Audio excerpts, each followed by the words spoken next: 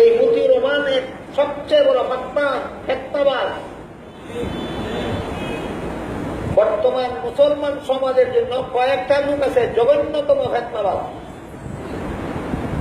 এর মধ্যে একটা ফেতনাবাজের নাম হইল মতিউর রহমান, আর একটা ফেতনাবাজের নাম হইল ডাক্তার জাকির নায়েক।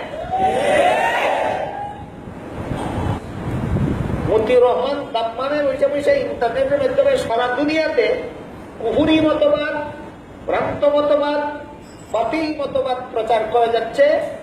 এই ইন্টারনেটে দেখে দেখে এই সমস্ত মতবাদ যারা গ্রহণ করছে, এরা যে পরিমাণ গুনাহগার হবে আল্লাহর দরবারে, এদের সকলের সমপরিমাণ গুনাহগার একা মতিউর রহমান হবে আল্লাহর দরবারে।